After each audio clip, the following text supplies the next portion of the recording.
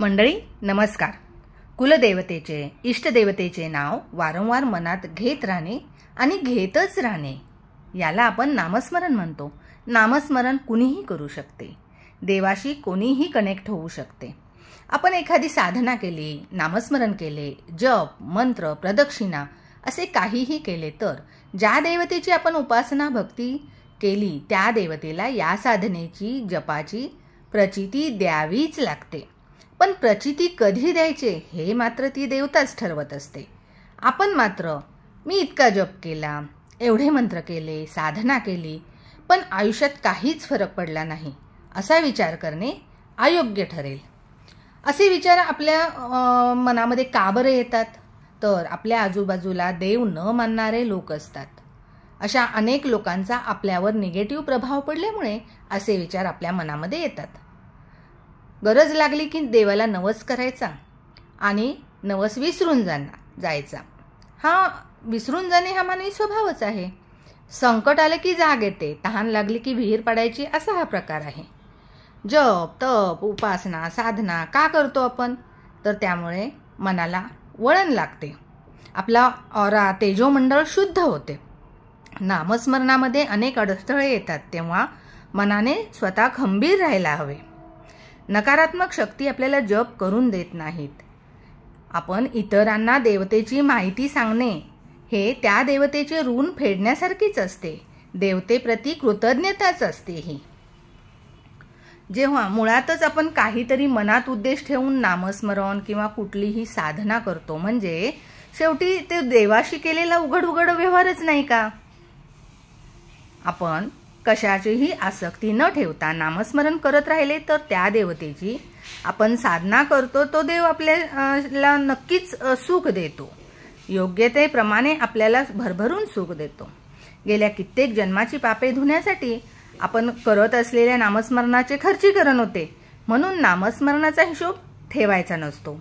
ते फक्त करत राहायचे असते, ते मोजायचे नसते. त्याचा उल्लेख सुद्धा करायचा नसतो. मी हे केले आणि मी हे करणार आहे कशासाठी सांगायचे? मोठेपणा मिरवायला? नेमके कशाला? आपल्या देवतेला आपण काय करतो हे माहीत आहे, मग इतरांना माहिती होण्याची काय गरज आहे? अशाने आपणच आपला अहंकार फुलवितो. त्यामुळे आपली कामे होत नाहीत, उलट शिक्षा म्हणून दुष्टचक्र आपल्या मागे लागते. अनुभव घेऊन बघा. आपली आई आपल्या मुलांसाठी खस्ता काढते, ते लिहून ठेवते का? आणि प्रत्येक वेळी बोलून दाखवते का? ती जे करते ते प्रेमाने, कुठलीही अपेक्षा न ठेवता. समजा एखाद्या ज्योतिषाने एखाद्या स्त्रीला सांगितलं की तुमचा हा मुलगा तुम्हाला म्हातारपणी बघणारच नाही, तर हे ऐकल्यावर ती स्त्री त्या लहान मुलाला तापाने फणफणत ठेवून बाहेर निघून जाईल का? नाही ना. कारण तिचे प्रेम आपल्या मुलावर असते. काहीच नको असते तिला. तिचे प्रेम अपेक्षाविरहित असते. तिला फक्त आपल्या लेकराचे सुख हवे असते.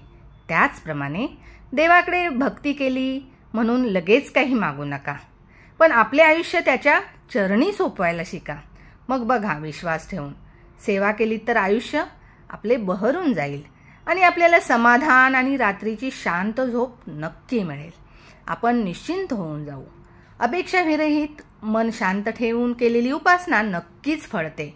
देवाचे नामस्मरण आपल्या मुखी असणे हेच मुळी अनेक जन्मांच्या चांगल्या कर्माचे फळ असते. आपण उपासनेच्या मार्गावर असताना आपोआपच मागणे थांबते. स्वतःला देवाच्या चरणी अर्पण केल्यानंतर त्याला सगळे समजते. आपल्या मनातले देव ओळखतो.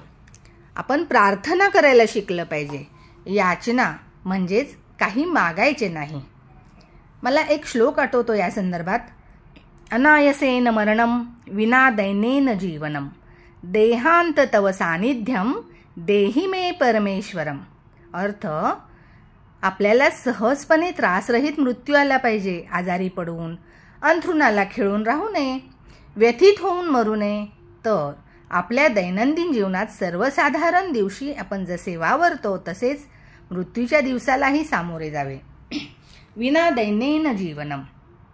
आपले जीवन कोणावर अवलंबून नसावे. कोणाजवळ असहाय्यपणे आधाराची याचना करायला लागू नये.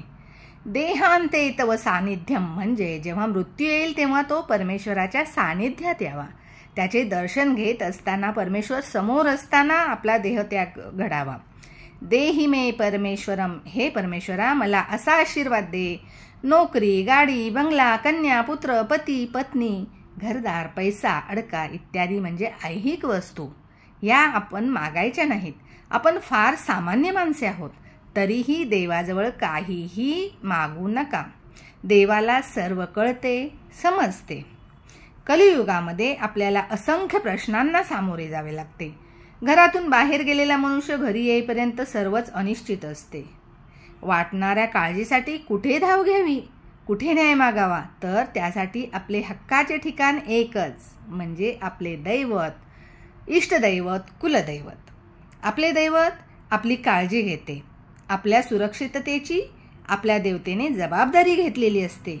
तुमच्या योग्यतेप्रमाणे परमेश्वर स्वतःहून देत असतो. त्यामुळे याचना करू नका, प्रार्थना करा. एका रात्रीत काहीच बदलत नसते. त्यासाठी संयम हवा. संयम म्हणजेच उपासना. संयम सुटला की उपासना, साधनाही सुटते. असे होता कामा नये, याची जाणीव ठेवली पाहिजे. आपल्या मनात कुठलाही विचार यायच्या खूप आधीच तो देवाला समजतो. देवाची आपल्याशी टेलिपॅथी असते. त्यामुळे उपासना, भक्ती सुटता कामा नये. देव फक्त तुमच्या चांगल्या कर्माचा भुकेला आहे. नामस्मरणाने पॉझिटिव्हिटी वाढते, मनाचे स्वास्थ्य चांगले राहते, आपल्यामध्ये सात्विक एनर्जी भरभरून येते. देव यत्र तत्र सर्वत्र आहे.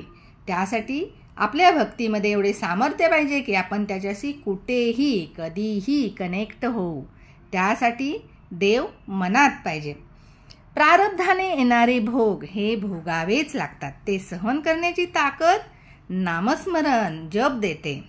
देवतेच्या सगुण रूपापेक्षा नामस्मरणाला अतिशय महत्त्व आहे. नामस्मरणाने आपण सगळ्या संकटातून बाहेर येतो. म्हणून एकाग्र चित्तेने नामस्मरण करावे. नामस्मरणाने येणारी संकटे टळतात. जप हा आनंदी मनाने करावा, म्हणजे देव आपले संकट हरण्यास तत्काळ उभा राहतो. नामस्मरणाचा कधीही कंटाळा करू नये. धन्यवाद.